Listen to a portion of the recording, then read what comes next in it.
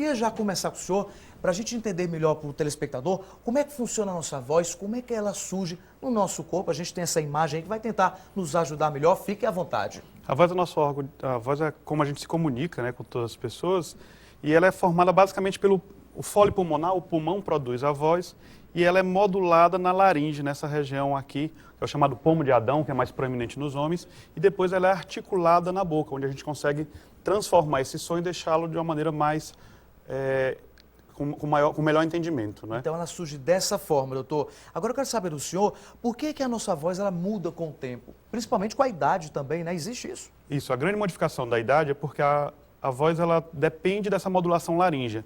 E ela tem um tamanho menor quando criança, ela tem um tamanho mediano quando na fase adulta, e ela sofre uma degeneração com a idade e acaba perdendo um pouco a sua capacidade de manter essa modulação da voz. E ao perder essa capacidade, ela também vai se modificando. Esse é seria um tamanho adulto, doutor, então? Esse é o tamanho adulto da laringe. Então por isso que a criança ela nasce com a voz mais fina e depois...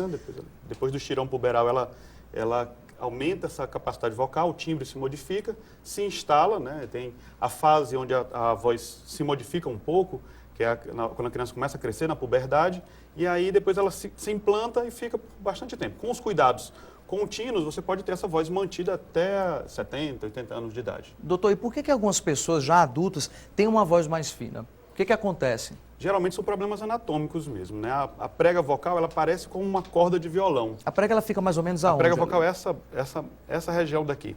Então ela é como se fosse uma corda de um violão, de um violino. Quanto mais espessa essa prega vocal, quanto mais grossa ela é, a corda vocal, mais grave o timbre da voz. A voz é mais grossa. E ao ser mais, e isso tem diferença individual. Cada pessoa tem uma consistência dessa corda vocal, sendo mais fina o tom mais agudo, sendo mais grosso o tom mais grave. E quem tem uma voz muito fina, dá para ter uma voz mais grossa ou vice-versa, doutor? Dá para mudar isso? Sim, você pode modular essa voz, mas também existem abordagens terapêuticas, cirúrgicas, que podem também modificar esse timbre da voz. A cirurgia é feita aí aonde? Como é que acontece? A cirurgia ela é feita por dentro da boca. A gente usa aparelhos modernos hoje em dia, em que você tem ampliações de 40 vezes até a da laringe. Você faz por dentro da boca e chega até a região da laringe e consegue abordar essa prega vocal e modificar o timbre. Doutor Márcio, e por que algumas pessoas, por exemplo, surdo-mudos, nascem sem voz?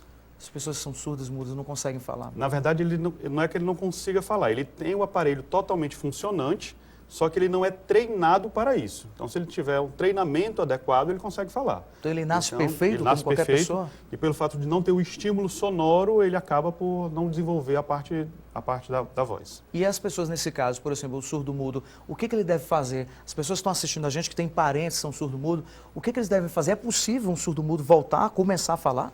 Sim, sim. Com o treinamento adequado é possível. Procurar um médico otorrinolaringologista para fazer a avaliação correta do paciente e colocá-lo em treinamento, em fonoterapia, né, para poder tentar recuperar isso. De preferência, na época da aquisição da linguagem mesmo.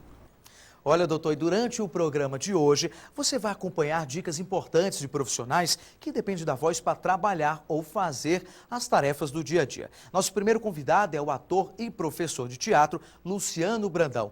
Boa tarde, Luciano. O que você faz para cuidar da sua voz? Eu faço um aquecimento, um pré-aquecimento vocal, um trabalho bem de articulação, de respiração, impostação e colocação dessa voz. Ela é minha ferramenta e eu preciso cuidar bem dela. Então, doutor Márcio, a gente viu as dicas aí do Luciano, que é ator e professor também. A gente vê a quantidade de alunos ali que ele tem, mais de 30 pessoas. Não é fácil, né? Com certeza. Bem, as pessoas que trabalham com a voz, os professores, os educadores, os jornalistas, eles têm sempre que passar por uma programação de aquecimento vocal. Quando vai começar a falar, o ideal é que aqueça a voz, então que deixe essa voz... você pode mastigar uma maçã, você pode beber água, então deixar essa voz acordar mesmo, para começar a falar. E aí falar sempre com um tom natural, não tentar nem subir esse tom, nem baixar esse tom, porque você acaba forçando ao tentar mudar esse volume da voz. Ok, então, parabéns ao Luciano aí, né? Como você viu que não é fácil sustentar aqueles alunos. Doutor, vou trocar de lugar agora com o senhor, porque agora também, olha, durante o programa de hoje, nós vamos também mostrar para vocês aí de casa as dicas e cuidados com a voz, o que você também não deve fazer, né? Nós já temos aqui as primeiras dicas na nossa cartela, vamos ver então, doutor? Olha aí, beber água, a voz melhora com a hidratação. É importante mesmo, doutor, sempre água? Muito importante. A água é o mais importante. A água consegue lubrificar todas as estruturas e, ao fazer isso, deixa a voz mais fluida, consegue que a gente libere essa voz de uma maneira mais potente. Doutor, isso só vale para água, os sucos, está valendo? Bebida alcoólica, como é? Os sucos valem, sim, né? Todos os hidratantes, eles servem como fluidificantes, mas a bebida alcoólica ela está fora dessa lista, né? Ela não funciona para melhorar a voz. Ela, na verdade, piora porque o álcool é um irritante potente e isso pode atrapalhar. É verdade que a açúcar, por exemplo, irrita a garganta ou não a voz? Não, isso é um mito, É né? um mito? O açúcar, lógico, tudo em excesso pode irritar, mas normalmente não irrita, não. Ok, então a gente tem mais uma dica aqui, vamos ver qual é então, deixa eu passar aqui. Olha a próxima, doutor, não gritar. Perfeito. A voz da gente ela tem uma potência e um limite para ser realizado. Então, para você ter uma boa voz, tem que ter um treinamento pulmonar. Não adianta você forçar demais isso, porque você vai acabar tendo lesões na laringe e pode, inclusive, ter que ser operado ou fazer terapias maiores para resolver essas lesões. Às vezes, doutor, as pessoas vão para um show, por exemplo, ali é óbvio que o artista não dá para ouvir todo mundo, né? As pessoas vão lá, se acabam, gritam a noite inteira. Aquilo é um perigo, né? No outro dia, a gente amanhece sem voz, né? É um perigo e é a principal causa de formação de pólipo e de nódulos na laringe, né? Então, gritar num show, geralmente, o dia depois de um show muito importante, a gente tem pacientes no consultório com problema, né? Com um pólipo laríngeo, com um nódulo vocal que vai precisar de tratamento e demandar cuidados médicos. Então, se for para o show, para a boate, deixa para conversar depois, né, doutor, lá fora? Ou ir para um ambiente reservado também, né? Puxa para um cantinho, fala mais baixo, tenta ficar num tom melhor. Melhor, né? Vamos ver aqui a próxima dica, então?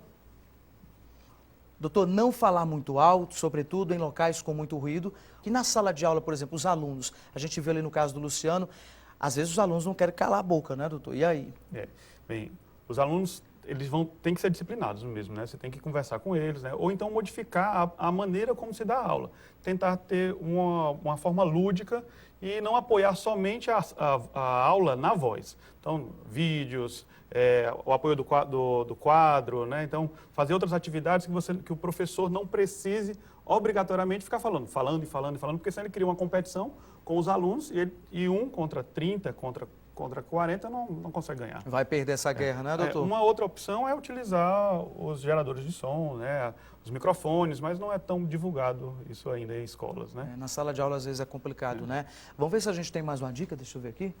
Olha, temos mais uma dica. Cuidado com as imitações, doutor. Imitar vozes de desenhos animados ou de cantores preferidos. Tem um esforço na corda vocal, é isso? Isso, você tira a musculatura da posição normal e aí você acaba tensionando demais essa corda vocal e isso pode fazer lesões, né? Isso pode dar doença mesmo. Os nódulos são os principais, mas você pode ter outro tipo de surgimento também.